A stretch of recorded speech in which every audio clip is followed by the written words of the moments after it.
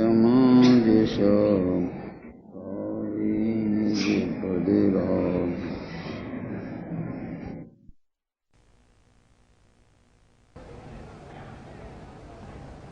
देखिए, पर्युषण पर्व आया और जाने की तैयारी में। आज 8वां दिन है। 7 धर्मों की चर्चा थोड़ी थोड़ी हुई है। आज 8वां जो धर्म है, उत्तम त्याग धर्म। त्याग भी धर्म है, नाम ही उसका क्या है, उत्तम त्याग धर्म। तो थोड़ा सा उसको समझेंगे अपन कि त्याग को धर्म क्यों कहा और कौन सा त्याग धर्म है, और उसे धर्म जो कहा है निश्चय से और व्यवहार से। उत्तम त्याग को निश्चय धर्म क्यों कहा और व्यवहार धर्म क्यों कहा, व्यवहार त्याग क्या है और निश्चय त्याग क्या है। निश्चय में तो 2 प्रकार है, एक तो निश्चय त्याग भी होता और एक तो निश्चय में त्याग ग्रहण होता ही नहीं। 2 प्रकार बनेंगे। एक ऐसा भी है कि आत्मा क्या त्याग कर सकता है, कि आत्मा जिसको ग्रहण कर सकता है उसी को त्याग कर सकता है। क्या? तो अभी तक किसको ग्रहण किया? कि मिथ्या दर्शन, मिथ्या ज्ञान और मिथ्या चारित्र को ग्रहण किया पर्याय में। तो त्यागेगा किसको? मिथ्या दर्शन, मिथ्या ज्ञान और मिथ्या चारित्र को त्यागेगा, क्योंकि जिसका ग्रहण उसी का त्याग होता है। जिसका ग्रहण नहीं करता उसका त्याग भी नहीं होता। अभी एक विचार करना, ग्रहण भी कितने प्रकार से किया जाता है। ग्रहण का भी अनेक तरीका है। बाहर में स्त्री पुत्र महल मकान आदि जो संबंध हैं, संयोग हैं, ये हमने ग्रहण किए हैं या नहीं? तो वास्तव में तो ये इनका क्षेत्र न्यारा है और मेरा तो बिल्कुल क्षेत्र न्यारा है। और अपन 12 भावनाओं के अंतर्गत बोला भी करते हैं कि जहां देह अपनी नहीं तहां न अपना कोय, घर संपत्ति पर प्रगट हैं, पर हैं परिजन। देह अपनी नहीं है तो देह से संबंधित अपने तो हो सकते, लेकिन एक बात है, ऐसा निर्णय इसके ख्याल में जब तक नहीं आया तब तक इसने देह को अपना माना कि नहीं माना, और देह के संबंधियों को भी अपना माना कि नहीं माना। तो अज्ञान दशा में जीव ने देह को भी अपना माना और देह से संबंधित जितने पदार्थ हैं उन सबको अपना माना, और उनके निमित्त से राग भी किया, द्वेष भी किया। इसलिए आचार्य कहते हैं पहले तत्व निर्णय कराने में ये जिसको तूने अपना माना, जो अपना नहीं था उसे अपना माना, तो उसका त्याग कराएंगे। काय के द्वारा?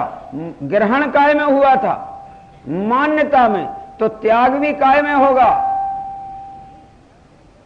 भाई जिस चीज का ग्रहण मान्यता में होगा उसका त्याग भी मान्यता में होगा। जिसका ग्रहण जिस रूप में होगा उसका ग्रहण त्याग भी उसी रूप में होगा। अब एक बात कहूं, स्त्री पुत्र आदि का आपने ग्रहण किया है कि त्याग किया है? क्या कहा? मकान का आप ग्रहण किए हो कि त्याग किए हो? क्या कह रहे? मकान तो मैंने ग्रहण भी नहीं किया, त्यागा भी नहीं। हम मकान का ग्रहण किसको कहते हैं? कि मकान में जब तक ममत्व है, राग है, ये मकान पड़ोसी का और ये मकान मेरा, तो मकान के निमित्त से तुम्हारी पर्याय में राग हो रहा है कि नहीं हो रहा है? क्या कह रहे? मकान के निमित्त से तुम्हारी पर्याय में राग हो रहा है कि नहीं हो रहा है? यदि हो रहा है तो उसको ही ग्रहण कहते हैं। तो त्याग किसको कहते हैं? तो वो मकान का भी राग छोड़ दे तो मकान का त्याग कहलाएगा। व्यवहार से मकान का कहलाएगा, परमार्थ से तो राग का ग्रहण था और राग ही का त्याग हुआ। तो ये जीव के पर्याय में निरंतर कितनी बातों का राग वर्त रहा है, और ये अपन प्रैक्टिकल भी देखते हैं। कल मेरे सिर में थोड़ा सा दर्द हो गया, तो ज्ञान तो पक्का है कि सिर ही मेरा नहीं है तो दर्द मेरा कहां से? क्या कह रहे? ये तो पक्का है ना ज्ञान। और उस ज्ञान से यह भी फायदा है कि दर्द कितना ही तीव्र हो, मगर वो ज्ञान अगर प्रबल हो तो दर्द मंद अनुभव में आएगा। समझ में आया कि नहीं? लेकिन दर्द तो आएगा अनुभव में, कारण के राग विद्यमान है। राग के कारण वो दर्द की अनुभूति हुए बिना रहती नहीं। और उस काल में अपन उपयोग को कहीं लगाना चाहो अभ्यास में तो भी वो डिस्टर्ब होता है और उपयोग लगता नहीं, क्योंकि बहुत तीव्र दर्द मस्तिष्क में, तो वहां उपयोग नहीं लगता है। तो आप विचारो उस काल में ज्ञान तो है ये दर्द मेरे में नहीं है, पर जो बेचैनी है वो काय की है? वो बेचैनी काय की? वो बेचैनी राग की। तो राग तुम्हारी पर्याय में है कि नहीं? अगर वो बेचैनी भी मिटाना हो तो राग को त्यागना होगा। मुनिराज को बेचैनी नहीं होती, क्योंकि शरीर की दशा कैसी भी होती है और बेचैनी नहीं होती। उसका कारण क्या? कि तत्संबंधी चारित्र मोह जनित राग भी त्याग कर दिया, छूट गया है। अध्यात्म भाषा में कहो तो त्याग तो अपने आप हो जाता है, और चरणान योग की भाषा में कहो तो त्याग बुद्धिपूर्वक होता है। कारण कि ग्रहण बुद्धिपूर्वक होता है, इच्छा पूर्वक वस्तु ग्रहण की जाती है, तो इच्छा पूर्वक वस्तु का त्याग किया जाता है। ये चरणान योग समझ में आए? एक कपड़े अपन ने इच्छा पूर्वक ग्रहण किए कि बिना इच्छा के? बताओ। जब आप गए होगे कोई दुकान पे तो इच्छा हुई होगी ना कपड़ा खरीदने की, वहां भी फिर चॉइस की है, तो चॉइस भी बिना इच्छा के हुई है कि इच्छा सहित हुई है? तो चॉइस भी किया, फिर सिलने को डाला तो भी इच्छा बिना डाला कि इच्छा के कारण से डाला? तो इसका ग्रहण है वो इच्छा बिना इसका ग्रहण हो सकता है क्या? तो ये ग्रहण कहलाएगा कि आप कपड़े का ग्रहण किए हो, क्योंकि कपड़े संबंधी राग आप में विद्यमान है। और ये पता कैसे लगे कि अगर आपका कोई कपड़ा छुड़ाए तो आप छुड़ाने दोगे? क्यों? क्योंकि अभी कपड़े संबंधी राग अंदर से नहीं छूटा है, तो कपड़ा बाहर से कोई छुड़ा सकता नहीं और छुड़ाने भी नहीं देंगे। और अंदर का राग छूट जाए तो फिर कपड़े को संभालने का भाव आएगा? तो आप बताइए कि एक कपड़े का ग्रहण और त्याग तो कहलाता है असद्भूत व्यवहार नय से। किस नय से? असद्भूत व्यवहार नय से कपड़े का ग्रहण और कपड़े का त्याग। वास्तव में अशुद्ध निश्चय नय से तो राग का ग्रहण और राग का त्याग, और शुद्ध निश्चय नय से तो स्वभाव का ग्रहण सो अपने आप राग का त्याग। क्या कहा? स्वभाव का ग्रहण सो राग का त्याग, और परम शुद्ध निश्चय नय से काय का ग्रहण और काय का त्याग। आत्मा में राग आया ही नहीं, पैदा ही नहीं हुआ। अनंत काल में आज तक आत्मा तो अरागी स्वभाव वाला विद्यमान है। वो राग का त्याग काहे को करे जब जिसमें होए नहीं, तो त्याग कहां से करे? इतनी बातें हैं। अब इतनी बातों में जहां ये कहा गया कि आत्मा में राग नहीं है, इसलिए आत्मा राग का त्याग और ग्रहण नहीं करता है, वहां क्या निर्णय करना? वहां निर्णय ये करना कि मेरा स्वभाव तो ऐसा ही अनादि अनंत है, ऐसी दृढ़ श्रद्धा रखना।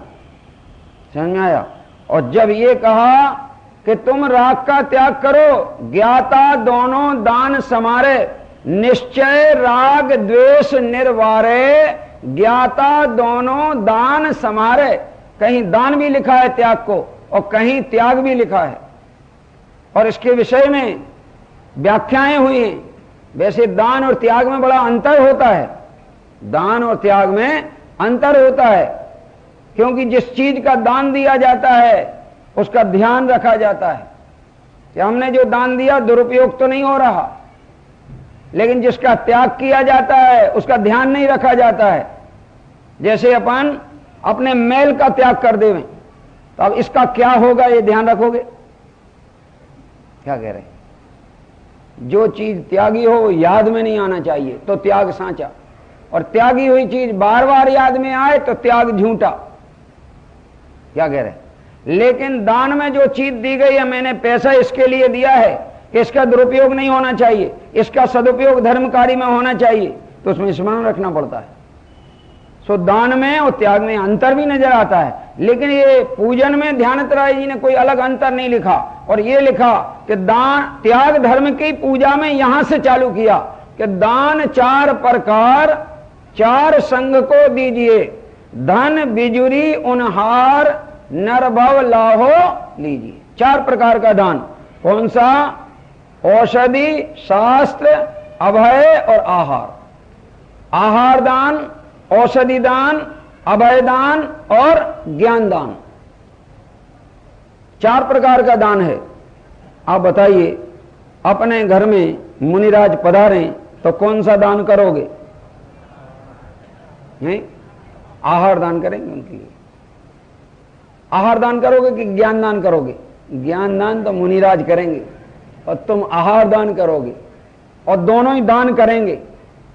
अब एक बात कहता हूं, आहार दान में जो तुमने आहार दिया, तो आहार को उन्हें दिया तो दान क्यों कहलाया? दान की परिभाषा मालूम है? दान किसको कहते हैं?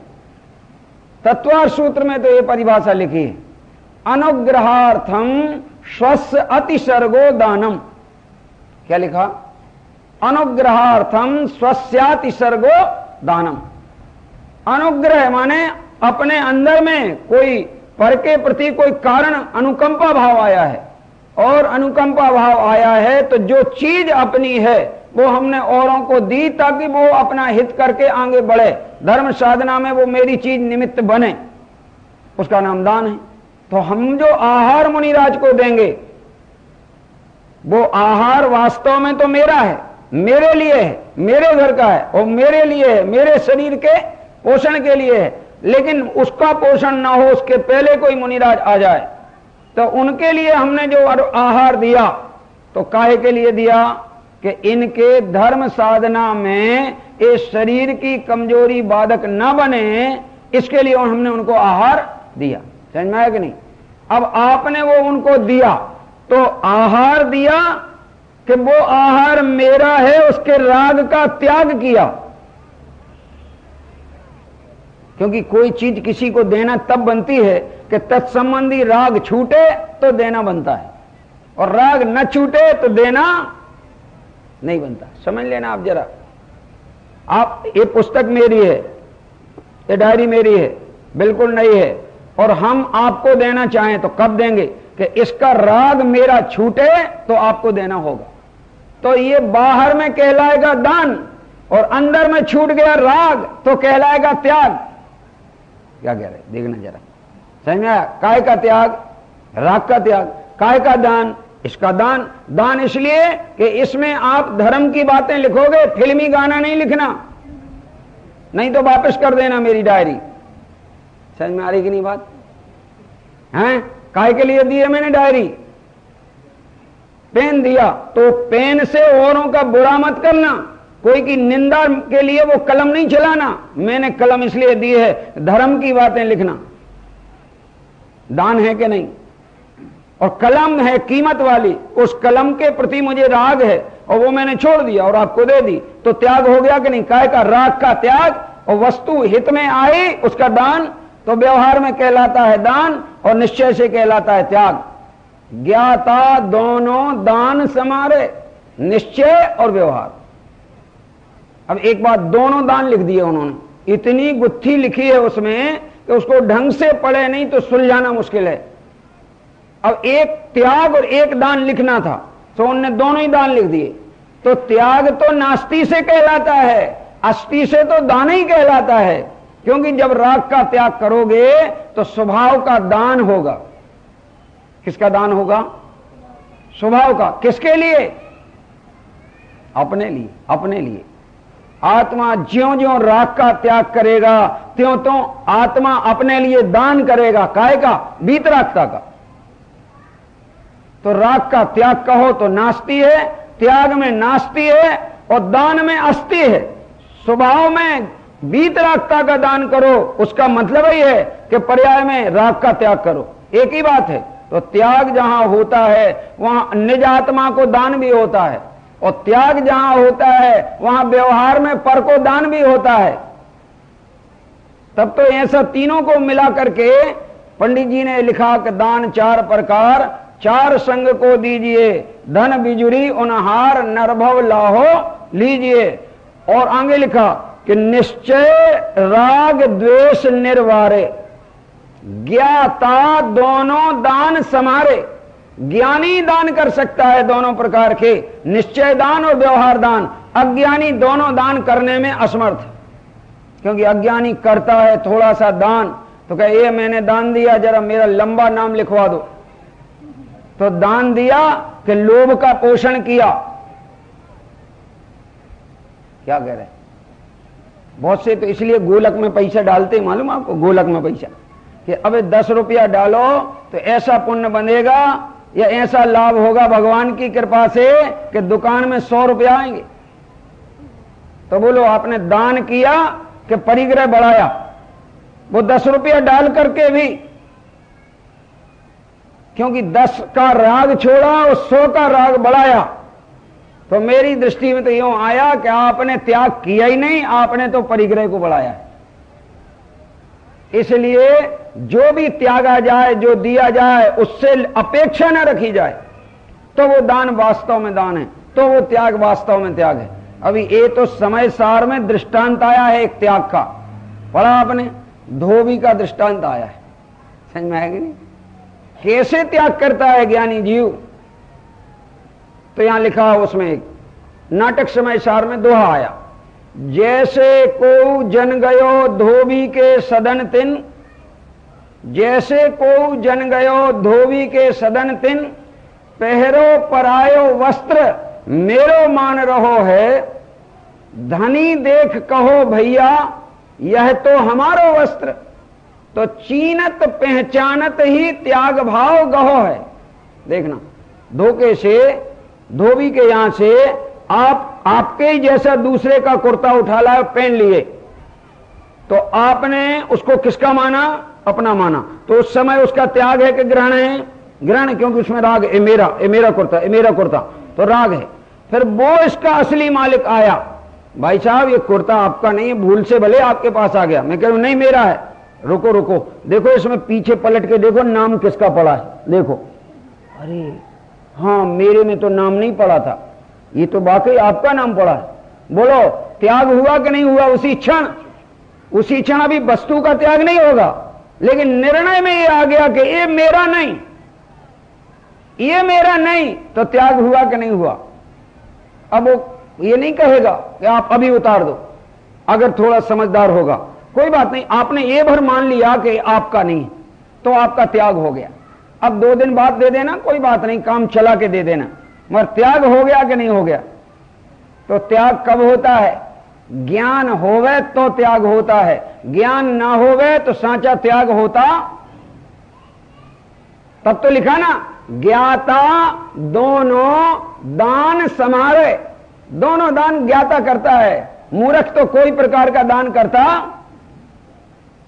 दोनों प्रकार का दान। और एक बात और है, जैन धर्म त्यागियों का धर्म है, भोगियों का धर्म नहीं है। क्या कहा? बोले देख लो, अरे आंख हाथ कंगन को आरसी की क्या जरूरत? देख लो जरा मंदिर में चल के, भगवान के पास चल के देख लो, त्याग को धर्म है कि ग्रहणी भोगियों को धर्म है? उनके कोई भी भोग की सामग्री हो तो दिखा दो।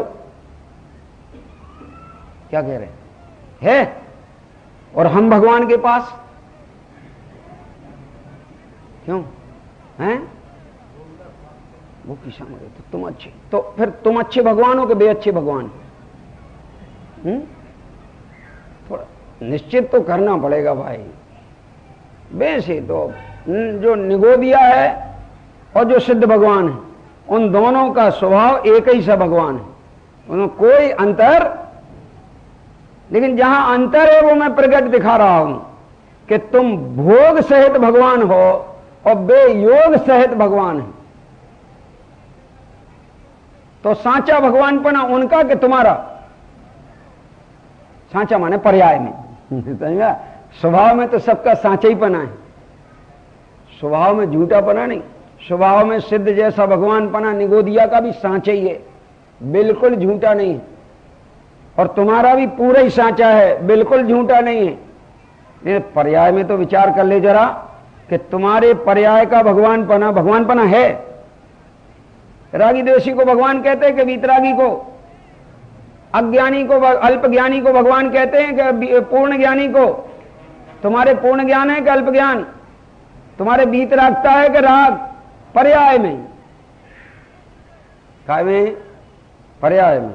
और स्वभाव में तो परिपूर्ण ज्ञान और आनंद भरा पड़ा है, उसमें जरा भी कमी नहीं है। इसलिए मुझे तो ये बात लगी कि हमारे ये जो पत्थर वाले भगवान भी कब बने कि जब इनको छीला गया, तोड़ा गया।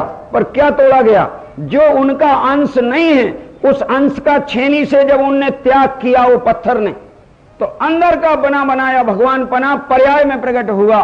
तो हमारा भगवान पना पर्याय में कब प्रकटेगा? कि जितना भगवान पने पे बाहर का परिग्रह है वो छूटना चाहिए। पर छूटेगा कैसे? कि अंदर भगवान स्वभाव का लक्ष्य। किसका लक्ष्य? क्योंकि वो जो तोड़ता है कलाकार मूर्ति पर से जिस पत्थर के अंश को, वो कैसे तोड़ता है? दृष्टि में अंदर बना बनाया भगवान पत्थर में दिखता है उसको, तब वो तोड़ता है उस अंश को जो भगवान का अंश नहीं होता। सो तोड़ने से भगवान पना प्रकट हो जाता है और बाहर से जोड़ें तो भगवान पना नाश हो जाता है। अब इन भगवान को अगर कुछ अपन बाहर से परिग्रह जोड़ देवें तो भगवान पना रहेगा कि भगवान पना नाश हो जाएगा? थोड़ा विचारो भाई, हैं? नाश हो जाएगा। तो अपनो भगवान पना पर्याय में है कि नाश है? नाश है। तो पर्याय में भगवान पना प्रकट है तो पर्याय में अनंत आनंद आवे। पर्याय में काहे का बाहर में परिग्रह लगा हुआ है? संयोग। तो संयोग अपने में, पर संयोग का राग तेरे में, तेरी पर्याय में। संयोग का राग तेरी पर्याय में। संयोग तो छूटे पड़े हैं, मगर कब छूटे पड़े हैं? कि तू उनका राग छोड़े तो वे छूटे पड़े हैं, और तू उनका राग ना छोड़े तो तू बंधा पड़ा है। क्या कह रहे? काय से बंधा है? उनसे नहीं, अपने राग से। काय से बंधा है? अपने राग से बंधा है। ये राग की भी बहुत चर्चा पंडित जी ने बड़ी सुंदर की। एक जरा ध्यान रखना जरा, एक बार एक सेठ जी और एक साधु जी का मिलन हुआ। जब सुनना बच्चों को भी पकड़ में आ जाए ऐसी बात है। दोनों मिले तो साधु बाबा तो त्यागी थे और सेठ जी तो त्यागी नहीं थे, पैसा वैसा था जेब में। तो दोनों की चर्चा हुई। तो साधु ने कहा भाई देखो, त्याग से दुनिया भवसागर पार होती है, भोग और ग्रहण से परिग्रह से तो संसार में डूबती। अब दोनों चले जा रहे थे, दोनों को अगले गांव तक जाना था। सो रास्ते में आ गई नदी, बड़ी नदी आई। तो नदी पार करने के लिए नाव पड़ी थी, एक नाव, नौका। तो अब नौका जब पड़ी थी तो सेठ जी को अब लगा कि अब अपनी जीत होगी। साधु जी के पास तो पैसा है ही नहीं, मेरे पास तो पैसा है। तो नाव में बैठ के पार होने के लिए पैसे की जरूरत पड़ेगी कि नहीं? ख्याल में? तो उनने दोनों को बिठा लिया और दोनों बैठकर नाव नदी किनारे पार हो गए। फिर बोले अब बोलो। किससे बोले? वो सेठ जी त्यागी से। तुम कह रहे थे कि त्याग से पार होते हैं, अभी बता दो, नदी आप पार हुए तो हमारे पास पैसा थे तो पार हो गए, आपके पास पैसा नहीं थे, कैसे पार हो जाते? तो साधु जी बोले अच्छे मूर्ख हो, पैसा से पार भय हो कि पैसा के त्याग से पार भय हो? क्यों? कैसे पार हुए? पैसा रखे रहते तो हो जाते, तो त्यागा तो पार भय हो? क्या कह रहे बोलो जरा, कैसे भाई? त्याग से होगे, पैसा से पार होते, पैसा धरे रहो डूब जाओगे। त्यागा तो पार हुए ना, त्याग से होते हैं। आगे बढ़ना है। और ये भी नियम है, जब नाव डूब रही हो, नाव में पानी भर जाए तो पानी भरे रहने में डूबने की आशंका रहेगी कि पानी निकाल देने में आशंका मिट जाएगी? क्या है बोलो? नदी को पार करना है नाव के लिए तो उसमें परिग्रह ज्यादा हो तो रहेगी कि डूब जाएगी? और परिग्रह निकाल दिया जाए तो डूबती हुई भी बाहर आ जाएगी।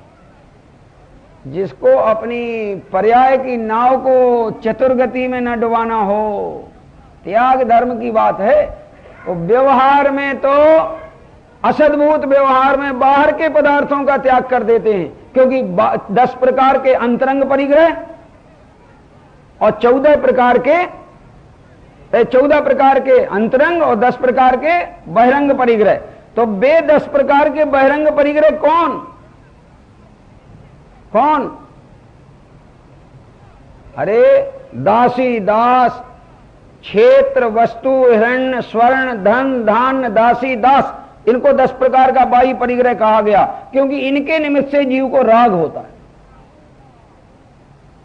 समझ में आया कि नहीं? तो इनका भी त्याग। और अंदर में 14 परिग्रह कहे गए। कौन से 14? कौन से? एक तो मिथ्यात, समझ में आया कि नहीं? एक मिथ्यात और 9 कषाय, कितनी हो गए? 10, और 4 कषाएं, 4 कषाय, 9 कषाय और 1 मिथ्यात, कितने हो गए? 14 हो गए। ये 14 अंतरंग परिग्रह और 10 बहिरंग परिग्रह। पूरे का त्याग होता है तो भगवानपना प्रकट होता है। समझ में आया? इसलिए उत्तम त्याग धर्म की बात चल रही है। उस त्याग में ध्यान रखना कि त्याग व्यवहार में क्या कहलाता है और परमार्थ में क्या कहलाता है। व्यवहार में तो जिस वस्तु से राग है उसका राग टूटे तो व्यवहार त्याग होता है, और निश्चय में तो स्वभाव से उपयोग जुड़े तो बाहर का राग और वस्तु का राग टूट जाए तो वास्तविक त्याग कहलाता है। समझ में आया? और निश्चय में, परम निश्चय में, आत्मा में तो एक ऐसी शक्ति है जिसका नाम त्याग उपादान शून्यत्व शक्ति। क्या कह रहे? न वो त्याग कर सकता है न वो ग्रहण कर सकता है। और सुनो, अध्यात्म दृष्टि से ऐसा वर्णन चलेगा कि जो एक समय की पर्याय है राग की, जो एक समय की राग की पर्याय है वो तो दूसरे समय रहती नहीं, तुम त्याग कैसे करोगे? और भूतकाल का राग तो नष्ट हो गया और भविष्यत काल का पैदा नहीं हुआ, और वर्तमान काल का राग कैसे छोड़ोगे? तो वहां एक एक करके अंतर्मुखी दृष्टि करा के करते हैं कि वो त्रिकालवर्ती राग अपने आप छूट जाएगा। तुम तो अपनी दृष्टि स्वभाव में लगा लो, वो अपने आप छूट जाएगा, पैदा ही नहीं होगा। क्या कह रहे? छूट जाएगा का मतलब पैदा नहीं होगा। अच्छा, एक प्रश्न पूछूं, सब जैनियों को मालूम है, सबको, यहां तक कि कोई पक्ष वाले जैनी हो, चाहे दिगंबर हो चाहे श्वेतांबर हो, कोई हो, सबको मालूम है नमोकार मंत्र की महिमा क्या है।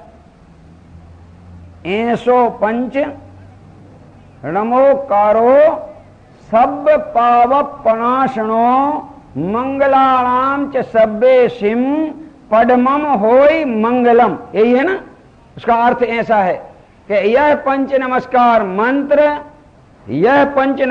मंत्र सब पापों का नाश करने वाला है और सब मंगलों में पहला मंगल है। यही है ना उसका अर्थ। तो नमोकार मंत्र माने पंच परमेष्ठी के नाम स्मरण से पाप का नाश होता है कि नहीं, ये पहले तय कर लें। और नहीं होता है तो क्यों लिखा, और होता है तो कैसे होता है, क्यों बोला कि नहीं आपने कि पापों का नाश होता है। तो जब आप नमोकार मंत्र में पंच परमेष्ठी को याद करते हो उस समय पाप पैदा होता है कि पैदा ही नहीं होता है? पैदा ही नहीं होता, उसी को नाश कहते हैं। कि जिसके स्मरण के काल में पाप पैदा ना हो उसी का नाम पाप का नाश है। समझ में आया? और जिस काल में पाप पैदा हुआ है वो काल में तो आपने स्मरण किया ही नहीं, तभी तो वो पाप पैदा हुआ है। और अगर करते स्मरण तो पाप पैदा होता ही नहीं।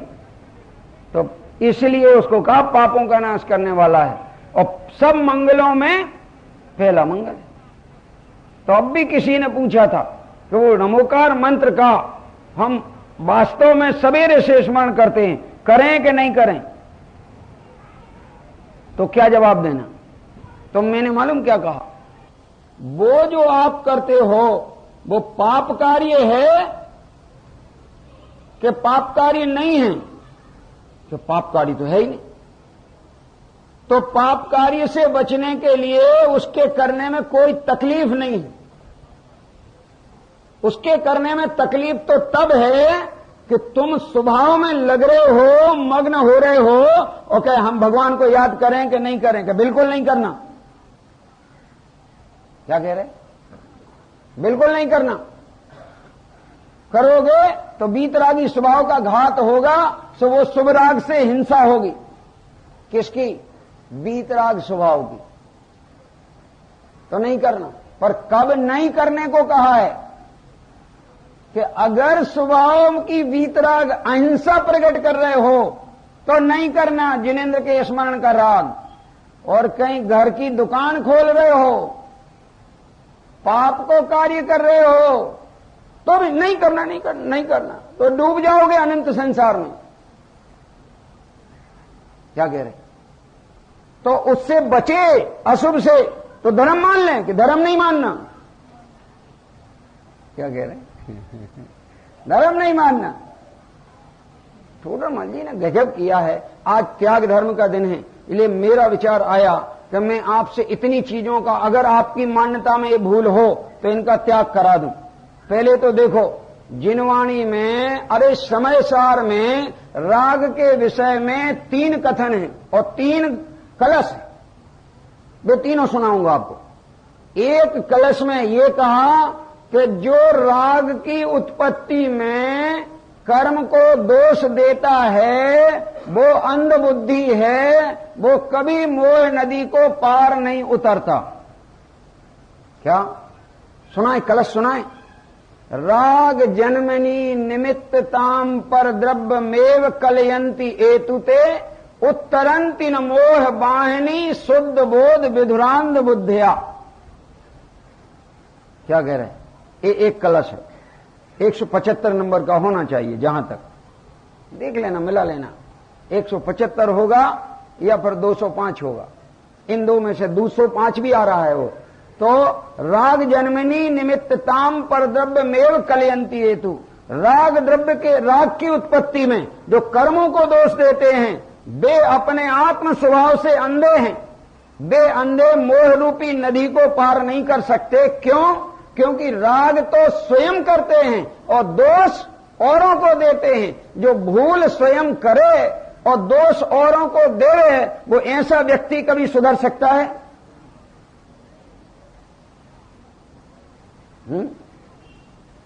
तो किसको दोष दिया जाए राग की उत्पत्ति में? मैं जब जब अपने पुत्र को देखता हूं मुझे राग हो जाता है, तो ये मैं गलती पुत्र की कि हमारी? बोलो।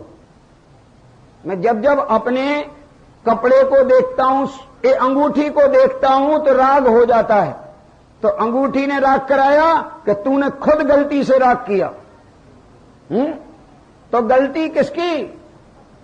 राग करने की गलती किसकी?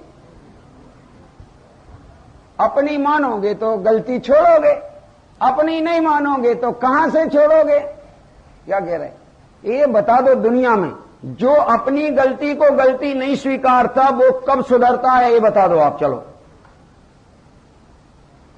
कभी नहीं सुधरता।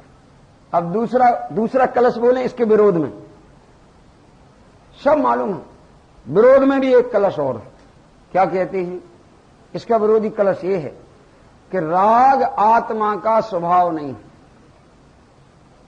क्या कह रहे? वो तो पर संग ही उसके निमित्त से राग होता है। स्वभाव के संग से तो राग 3 काल में हो सकता। क्या है? तस्मिन निमित्तम पर संग एवे वस्तु स्वभावो अयमुदेति तावत। ये तो पर संग है। जैसे स्फटिक मणि है ना, स्फटिक मणि का स्वभाव निर्मल है कि मलिन है? निर्मल है। लेकिन उसको कोई लाल वस्तु का संयोग बन जाए तो कैसा परिणाम जाएगा? कैसा परिणाम जाएगा? लाल परिणमा। तो लाल परिणमन उसका विकार हुआ। स्फटिक का लाल परिणमन विकार हुआ। विकार का निमित्त कौन हुआ?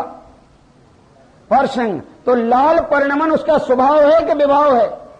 अगर उसे लाल परिणमन, विकार परिणमन न करना हो तो क्या करना चाहिए? कि जिस संगति में तेरा लाल परिणमन हुआ है उसकी संगति छोड़ दे। क्यों, यही है ना? समझ में आ रही? भ्रांति तो नहीं हो रही? क्या कह रहे? यही है ना? अरे जिन परद्रव्यों की तरफ तेरी नजर जाके अहम बुद्धि मम बुद्धि होती है और राग होता है, उन परद्रव्यों का मोह ही छोड़ दे। कहां से होगा फिर राग? उनके निमित्त से। क्या कह रहे हैं?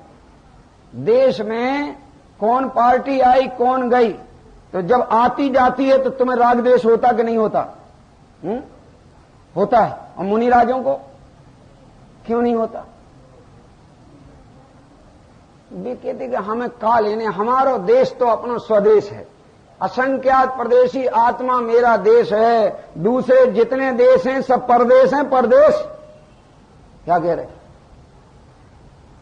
और बेन श्री तो ऐसा बोलती थी, उनका एक बोल था बहुत बढ़िया कि अपना अंदर आत्मा भगवान आत्मा के प्रदेश में जाके रहो, वो अपना निज प्रदेश, और जो उपयोग बाहर आया सो परदेश। क्या कह रहे? तो आप अनादिकाल से कहां रह रहे? स्वदेश में कि परदेश में? हैं? एक घटना सुना है, हम और डॉक्टर साहब भारली जी दोनों एक जगह प्रवचन कर रहे थे। तो जरा क्या होता है कि विद्वानों को भी आपस में थोड़ा सा विचार आ जाते मनोरंजन सो करने को, तो उन्हें विचार आया, प्रवचन ही के दौरान आया, और विचार ये आया कि हम इन सबको बता दें कि भगवान सब जितने बनते हैं जयपुरई में बनते हैं और कहूं नहीं बनते। ऐसा बोल दिया मध्य प्रदेश में, छिंदवाड़ा में। देखो आज तक जितने भगवान हैं दुनिया में कहीं भी हों, वे कहां से बन के गए हैं? जयपुर से। इस चिंता मत करना, सब जयपुर आओ अगर भगवान बनना हो। अरे मैंने कहा हमारा मध्य प्रदेश खाली हो जाएगा। मेरा नंबर आया, मैं बैठा, मैं भी उनका छोटे ही भाई समझो, ऐसा में उम्र में बड़े तो वे ही है ना, वे मेरे बड़े भाई और मैं उनका छोटा हूं, व्यवहार में सगे नहीं, समझ में आएगा नहीं? तो मैंने कहा देखो बिल्कुल भ्रम में मत पड़ना, आज तक जितने मोक्ष गए हैं सब के सब मोक्ष मध्य प्रदेश से गए। मध्य प्रदेश से माने आत्मा असंख्यात प्रदेशी है। जिन जीवों ने उन असंख्यात प्रदेशों के मध्य में अपने उपयोग को टिकाया, यानी मध्य प्रदेश में अपने उपयोग को टिकाया, वे सिद्धालय में चले गए। इसे कोई नहीं, वहां वाले भी सब मध्य प्रदेश आना अगर मोक्ष जाना हो तो। क्या कहा? गुजरात वाले भी आना। क्या कह रहे? कहां? वो मध्य प्रदेश की नहीं कह रहे। समझ आया? मध्य प्रदेश माने अपने असंख्यात प्रदेशों के मध्य में उपयोग टिकाया जाता है, उससे मोक्ष होता है। ये व्यवहार की बातें ऐसी चलती है, समझ में आया कि नहीं? तो आपको विचारना है कि एक राग को एक जगह आचार्य ने कहा कि वो राग परसंग के कारण ही होता है। तो जब परसंग ही को दोष दिया तो उस समय ये बताया कि तूने अगर भ्रम से राग को अपना स्वभाव माना हो तो भ्रम निकाल दे। स्वभाव के आश्रय से राग कभी होता नहीं, और जिसका निमित्त पर हो वो अपना स्वभाव होता नहीं। क्या कह रहे? जिसका निमित्त पर हो वो वस्तु का स्वभाव होता नहीं, और जिसमें पर निमित्त हो वो विभाव है। इसलिए राग आत्मा का स्वभाव नहीं है, विभाव है। तो जिस जीव ने, अज्ञानी ने अगर उसको राग को अपना स्वभाव माना, उसके लिए तो वो कलश लिखा कि तस्मिन निमित्तम पर संग एव, वो तेरा स्वभाव नहीं, उसका तो पर के संग से ही उत्पत्ति हुई है। निज स्वभाव के आश्रय से राग की उत्पत्ति होती। और जिस मूर्ख ने यह माना कि राग तो पुद्गल करता है, राग तो पुद्गल करता है, मैं तो राग करता ही नहीं हूं, गए मूर्ख, पुद्गल राग नहीं करता है। क्या कहा? पुद्गल राग नहीं करता है। तू स्वयं स्वतंत्रपणे पर द्रव्य का आश्रय लेकर इष्ट अनिष्ट बुद्धि करके भला बुरा मान के स्वयं राग रूप परिणमता है। सो ये पुद्गल की भूल नहीं है, ये तेरी भूल है। तो उसको वो कलश लिखा कि ये तुम्हारी भूल है, पर द्रव्य को दोष मत देना, तुम अपने को देना। तो एक कथन और आया उसी समय सार में। पूरा समय सार पढ़ो है ना, 415 गाथाएं, इसलिए पूरे ध्यान में रहते। एक कोई सी भी गाथा लेते तो पूरा ख्याल में रहता है। जैसे मेडिकल स्टोर वाला हो, दवाई तो एक निकाल के देता है, लेकिन ध्यान में पूरा स्टोर है कि नहीं, कौन कहां रखी दवाई, कौन कहां रखी दवाई, ये ख्याल में रहता है नहीं। निकालेगा वही जिसका खरीदने वाला आया है, लेकिन बाकी दवाइयां नहीं है तो उसके दुकान में नहीं, सब हैं। तो कौन सी दुकान, कौन सी दवाई देना, कि दवाइयां सब हैं, जैसो रोगी वैसी दवाई देना। अगर राग को स्वरूप मानने वाला रोगी आ जाए तो वो कलश चालू करना जिस कलश में राग को परका कहा गया है। अब यही पूछते हैं, राग को परका क्यों कहा गया? सुनो, हेतु हैं सबके। जो पर के निमित्त से हो उसको परका कहते हैं। माता के अस्पताल में संतान हुई, जन्म हुआ संतान का, जायरात किसकी, माता की कि पिता की? बोलो ना आप, किसके पुत्र हुआ ये कहने में आएगा, बोलो किसका कहने में आएगा? क्यों? क्योंकि जिसके निमित्त से हो उसका। तो राग पैदा हुआ आत्मा की पर्याय में, किसकी पर्याय में? पर किसके निमित्त से? कि पुद्गल पर के निमित्त से। तो किसका? तो पुद्गल का। क्या कह रहे हैं? पर के निमित्त से, इसलिए पुद्गल का। और क्या कारण है पुद्गल का कहने का? और एक कारण और है, पुद्गल का स्वभाव पूर्ण गलन है और राग का स्वभाव भी पूर्ण गलन है, इसलिए पुद्गल का। और क्या कारण है? पुद्गल में स्वपर प्रकाशक स्वभाव नहीं है और राग में भी स्वपर प्रकाशक स्वभाव नहीं है, इसलिए पुद्गल का। क्या कह रहे हैं? समझ में आया? और जब ये कहा कि राग तुम्हारा, तो क्यों कहा? तो क्या सुनो, इसलिए कहा राग तुम्हारा कि अनंत काल में 5 द्रव्यों ने राग किया ही नहीं। सर्वज्ञ भगवान को अच्छी तरह मालूम, तुम्हें मालूम हो चाहे नहीं। क्या कह रहे?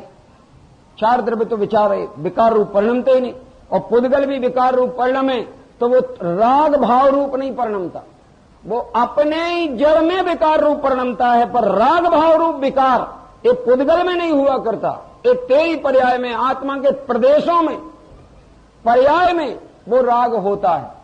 परंतु वह राग आत्मा के पर्याय में हुआ, आत्मा के प्रदेश में हुआ, इसलिए उसको अशुद्ध निश्चय कहते हैं और इसलिए उसको आत्मा का कहते हैं। तेरे घर में हुआ ना, इसलिए तेरा। टोडरमल जी से कोई ने प्रश्न किया कि मोक्ष मार्ग प्रकाशक किसने लिखा, तो टोडरमल जी ने घोषणा कर दी, लिखनादिक वचनादिक क्रिया रागादिक अरु इंद्रिय हिया, ये सब हैं पुद्गल के खेल, इनते नाही हमारो मेल। ये राग की क्रिया, ये लिखने की क्रिया, ये वर्ण के पलटने की क्रिया, ये सब हैं पुद्गल के खेल, इनते नाही हमारो मेल, इसलिए मोक्ष मार्ग प्रकाशक मैंने नहीं लिखा। क्या कह रहे हैं? तो किसने लिखा? अब आप लोग निर्णय करो जरा, मोक्ष मार्ग प्रकाशक टोडरमल जी ने लिखा कि तुमने लिखा?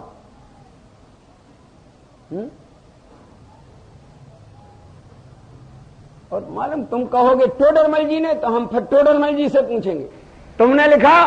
तो वे कह रहे कि लिखनादिक वचनादिक क्रिया रागादिक अरु इंद्रिय हिया, ये सब हैं पुद्गल के खेल, इनते नाई हमारो मेल, हमने इनको नहीं लिखा। तो जे लोग तुम्हारा नाम काहे लगा रहे कि भाई हमारा नाम लगा रहे सो झूठा नहीं लगा रहे, इतना स्वीकार कर लिया टोडरमल जी ने। वे ठीक कह रहे हैं, हमारे नाम लगा रहा है ये ठीक है, और हम जो कह रहे हैं वो भी बिल्कुल ठीक है, हमने नहीं लिखा ये भी बिल्कुल ठीक है, और जे कह रहे हैं कि नहीं टोडरमल नहीं लिखा और कोई ने नहीं लिखा ये भी ठीक है। ये कैसे ठीक है? बोलो दोनों सिद्ध कर दें। सिद्ध कर दें माने सिद्ध हैं सो सिद्ध करेंगे, नहीं है थोड़ा ही कर देंगे। कि देखो भाई, जिस काल में ये मोक्ष मार्ग प्रकाशक की रचना अपनी योग्यता से हो रही थी, उस काल में योग और उपयोग किसका इसमें जुड़ा था? वो परिणमन तो अपनी योग्यता से हो रहा था, लेकिन योग और उपयोग किसका इसके साथ में जुड़ा था? इसके परिणमन के काल में किसका जुड़ा था? आपका के टोडरमल जी का? टोडरमल जी का जुड़ा था। तो बस जो उसके होने के काल में निमित्त थे, जिनका योग और उपयोग उसमें लगा था, वे ही उसके कर्ता कहलाएंगे व्यवहार में। समझ में आया? इसलिए सब ने व्यवहार से कहा। एक टोडरमल जी ने मोक्ष मार्ग प्रकाशक लिखा और टोडरमल जी ने परमार्थ से कहा कि भैया तुम ये बताओ, मैं जड़ की क्रिया करूंगा, राग की क्रिया करूंगा कि मैं ज्ञान की क्रिया करूंगा? तुम ही बताओ। चलो, ज्ञानी तो ज्ञान की क्रिया करता है, ज्ञानी तो राग की क्रिया करता है ही नहीं। तो अब बताओ, मैंने इसकी क्रिया की कि ज्ञान की क्रिया की? ये बराबर बन रहा था, ये बराबर लिखा जा रहा था, लेकिन मैंने तो इसको बनते और लिखते देखा तो है, जाना तो है, और इसमें लिखते काल में राग हुआ था, उस राग को भी देखा और जाना है, लेकिन मैंने तो जानने देखने की क्रिया की है, मैंने ये राग की और इसकी क्रिया की नहीं। तो बोलो टोडरमल जी का कहना सही है कि नहीं? ये सही। और तुम्हारा कहना ये सही है। अरे बाप, गजब हो गया हैं? हाँ, ऐसा नहीं कहा। ओ, मैं ऐसा नहीं कहा, बल्कि मालूम क्या कहा? सुन लो जरा क्या कहा। वो जो सम्यक ज्ञान चंद्रिका जब पूरी हुई तो उन्होंने एक दोहा लिखा। सुनो क्या लिखा? आरंभो पूरण कियो। देखो अब खुद ही बोल रहे हैं। आरंभो पूरण कियो, शास्त्र सुखद प्रासाद, अब भय कृत कृत हम पायो अति आह्लाद। जब मैंने सम्यक ज्ञान चंद्रिका आरंभ की थी, तब मेरे राग की आकुलता पैदा हुई थी, लिखने का राग, और जब तक लिखता रहा तब तक उसका लिखने का राग बना रहा, और आज ये ग्रंथ पूरा हुआ तो पूर्ण हुआ तो राग भी पूरा हो गया। तो राग जो पूरा हुआ तो आज भय कृतकृत हम, अब भय हम कृतकृत, पायो अति आह्लाद। अति आह्लाद कैसे प्राप्त हुआ? वो लिखने से कि लिखना समाप्त, कोई विकल्प नहीं रहा, निर्विकल्प हो गए तो आनंद प्रकट हो गया। और जब तक लिख रहे थे तब तक क्या वर्त रहा था? राग। तो निराकुलता थी कि आकुलता थी? क्या? तो एक बात कहूं आपको, गुरुदेव ने कितने कैसेट नहीं उनकी हैं? 9,000 कैसेट में कम से कम 9,000 घंटे तो लगाए होंगे। क्यों? ठीक है ना? तो 9,000 घंटे उन्हें आकुलता भई कि निराकुलता? बोलो। तो जो आकुलता करने लायक थी,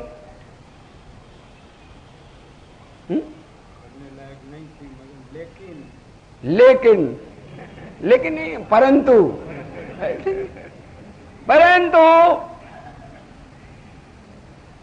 क्यों? समझ में आता है ना मेरा परंतु क्या है?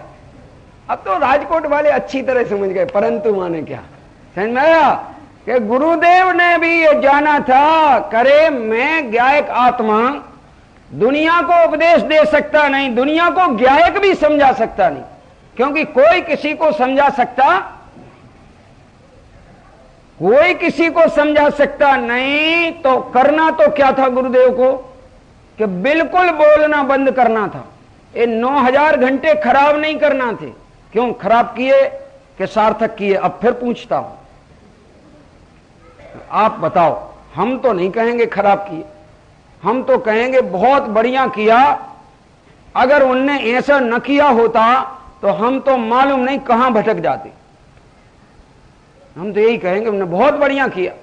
हजारों जीव यही कहेंगे, करे उन्होंने अपना 9,000 घंटे में जो भी उपयोग बाहर लगाया, उससे मुझे असली तत्व समझ में आया, उन्होंने अच्छा ही किया। बोलो क्या कहेंगे हम तो? क्यों अच्छा किया कि बुरा किया? अच्छा किया।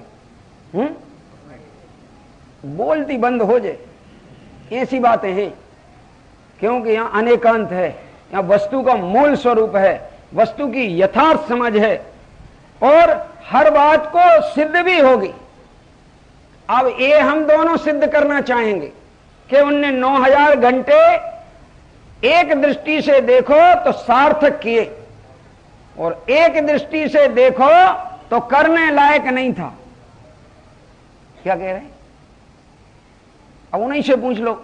उनने ये जो 9000 घंटे में अपन को बहिर्मुखी उपदेश दिया इंद्रिय ज्ञान द्वारा, काय के द्वारा? क्या काय के द्वारा है? और आपने सुना काय के द्वारा? जी निरर्थक के सार्थक? यदि निरर्थक तो उनने भी निरर्थक काम करो, तुम भी बेकार सुन रहे हो, निरर्थक काम ही कर रहे।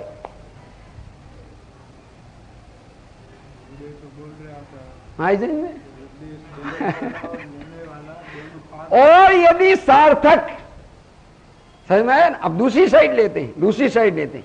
और यदि कहते हो सार्थक तो गुरुदेव से पूछो कि मेरा उपयोग जितने काल बाहर रहा ये मेरा नुकसान हुआ कि फायदा हुआ? नुकसान हुआ, नुकसान हुआ, नुकसान हुआ। अगर 9000 घंटे तो कौन चलाए, एक ही घंटे अगर अंदर टिका रहता तो केवल ज्ञान होता।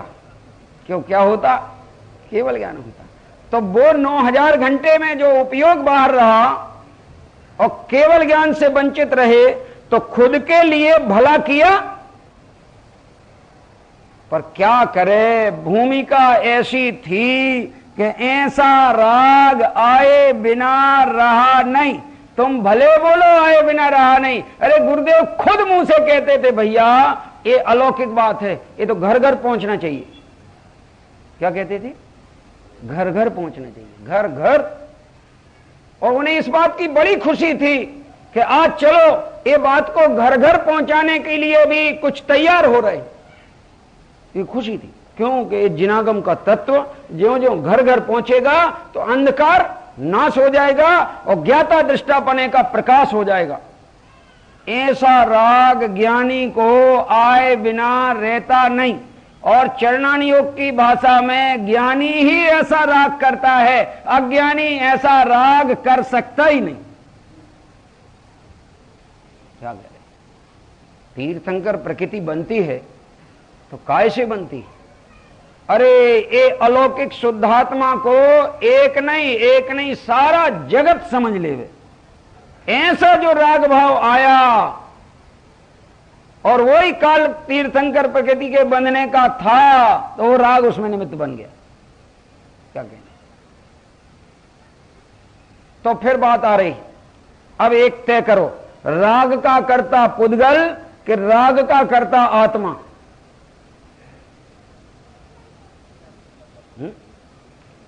यदि व्यवहार से देखा जाए, समझ में आया, तो राग का कर्ता वास्तव में इन अशुद्ध निश्चय से देखा जाए, अशुद्ध पर्यायार्थिक निश्चय न से, तो राग का कर्ता तो आत्मा ही है। पर ज्ञानी के अज्ञानी? कौन सा आत्मा? अज्ञानी आत्मा ही राग का कर्ता है और ज्ञानी आत्मा तो राग का ज्ञाता है, ज्ञान स्वभाव का करता है, राग का कर्ता नहीं। और ये कहा कि राग का कर्ता पुद्गल है। क्या कहा? राग का कर्ता पुद्गल है। तो एक जगह तो पुद्गल के कर्तापने का निषेध किया और एक नए से आत्मा के कर्तापने का निषेध किया। और ऐसे कहीं मौका बन जाए कि जब दोनों ही जन निषेध कर रहे हों तो ऐसी एक समस्या आ जाती है कि राग रूप कार्य तो हुआ है, ये तो पक्का है, राग पर्याय है, ये भी पक्का है, और ज्ञानी आत्मा कह रहा है मैंने नहीं किया, और पुद्गल कह रहा है कि मेरे में राग करने की शक्ति ही नहीं। क्या कह रहे? अब जब दोनों ने निषेध कर दिया तो राग किसी के द्वारा किया गया है कि अकृत है? ऐसा नहीं है, समय सार बांचे ही नहीं। असल बात तो ये देखो, बता रहे समय सार की गाथा 203, कार्यत्वात अकृतम ना वह राग कार्य होने से अकृत नहीं है, अकृत नहीं है, स्वयं नहीं है। कर्म वो क्या है? कर्म है। और जब कर्म हो तो कर्ता के बिना नहीं होता। 211वीं गाथा पे प्रवचन पढ़ लेना गुरुदेव के, 211वां कलश पे, कलश पे। परिणाम है वह कार्य है। पहला बोल, कार्य है वो कर्ता के बिना नहीं होता, परिणाम परिणामी के बिना नहीं होता, और वस्तु की स्थिति सदैव एक सी। 211वां कलश, श्रावक धर्म प्रकाश में उस पर प्रवचन है गुरुदेव का। तो यहां लिखा कार्य होने से अकृत नहीं है, और वह कर्म तत् तत् जीव प्रकृतियो द्वयो न।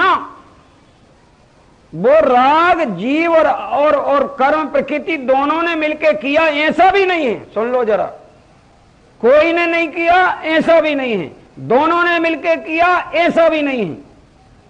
तो कैसा है? अब सुन लो जरा, सब लिखा भाई, पांचों तो ये लिखा है। राग आदि रूप भाव कर्म है, सो किसी के द्वारा नहीं किया गया हो ऐसा भी नहीं है, क्योंकि वह कार्य है। और जीव और कर्म प्रकृति दोनों का भी यह कार्य नहीं है, क्योंकि ऐसा होवे तो अचेतन कर्म प्रकृति को भी उस भाव कर्म का फल सुख दुख प्राप्त होवे। क्या कह रहे हैं? इसलिए उस अचेतन ने भी राग नहीं किया, पुद्गल ने भी राग नहीं किया। और सुन लो जरा, सो उसके द्वारा सुख दुख का भोगना तो असंभव है, तथा अकेली कर्म प्रकृति भी राग नहीं कर सकती, क्योंकि उसके तो प्रगट में अचेतनपना है। इसलिए अब सुन लो, इसलिए में क्या लिखा है? इसलिए इस रागादिक का जीव ही करता है, और यह रागादेक जीव ही का कर्म है, क्योंकि, और ये संस्कृत में लिखा मूल में, जीवस्य एव, जीवस्य एव माने जीव का एक कर्म है, जीवस्य एव कर्म। और ये कर्म किसका? जीव का। और इसका कर्ता कौन? जीव एव, जीव है इसका कर्ता। क्योंकि भाव कर्म तो चेतना का अनुसारी है, चेतना के बिना कहीं राग की उत्पत्ति होती, और पुद्गल तो ज्ञाता है नहीं, ज्ञाता तो आत्मा है, तो राग की उत्पत्ति भी आत्मा में और राग का ज्ञातापना भी आत्मा में, पर उत्पत्ति पर के लक्ष्य से और जाननपना अपना। समझ में आया? जाननपना किसका? ये जाननपना अपना। इसलिए इस प्रकार जो रागादि भावों को कर्म ही को मानकर, रागादि भावों का कर्ता कर्म को मानकर अपने को रागादि का अकर्ता मानते हैं, वे कर्ता तो आप हैं, परंतु अपने को तो निरुद्दमी होकर रहना है, प्रमादी बन के रहना है, इसलिए कर्म का दोष बताते हैं। सो यह दुखदाई भ्रम है। क्या है? दुखदाई भ्रम है। और दूसरा भ्रम और आगे लिखा, तथा जो उसको अपना स्वभाव मानते हैं, जिसे अपना स्वभाव माना उसे कैसे नाश करेगा? क्या अपना स्वभाव नाश करने लायक है? तो जो अज्ञानी राग को अपना स्वभाव मानते हैं वे कभी राग का नाश कर सकते नहीं, इसलिए राग को अपना स्वभाव नहीं मानना, क्योंकि वो तेरा स्वभाव नहीं, तेरे स्वभाव के लक्ष्य से पैदा होता है। इस तरह दोनों विपरीत श्रद्धान मिटने पर, दोनों विपरीत मान्यताओं के त्याग होने पर सम्यक श्रद्धान प्रकट होता है। कैसा सम्यक श्रद्धान प्रकट होता है? याद रखना, उसको लाइनें बोल रहे हैं, बिल्कुल रेड लाइन में है, समझो वो रेड लाइन में, वे लाइनें ख्याल से सुनना जरा। दोनों विपरीत श्रद्धा